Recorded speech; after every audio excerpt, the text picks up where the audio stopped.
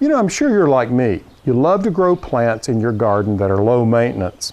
Easy care plants often require fewer chemicals, which means it's better for your family, your friends, and the planet.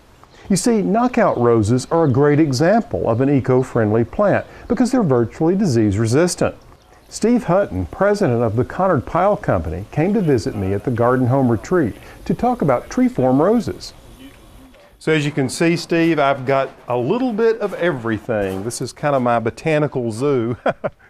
Well, you've got agave in containers and even a hyacinth bean in a container. I haven't seen that for a while. Oh yeah, it's a great plant. You know, you plant the seed in the spring and it just fills itself with blooms. It's been a great grower.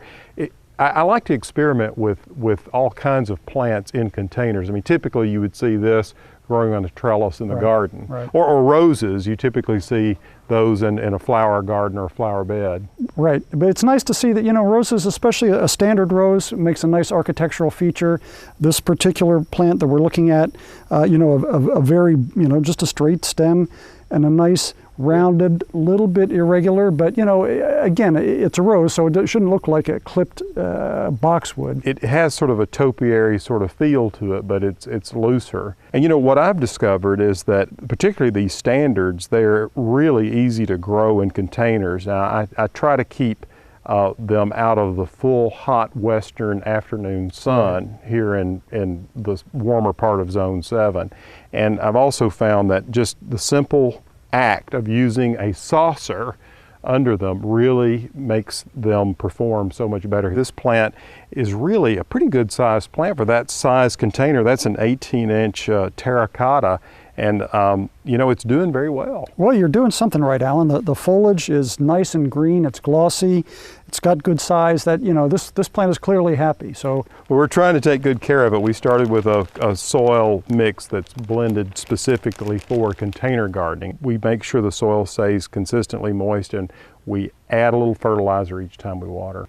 But you know, I think also it's the variety of rose you choose. I couldn't just stick any rose variety in a container and it performed like this.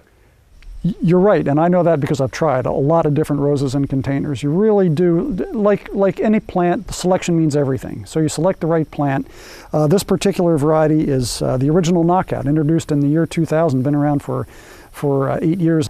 There's 7 different varieties of knockouts now in the market, so we've started to, this is the first and the original, but started to branch out in terms of colors, in terms of forms. We have fully double forms now.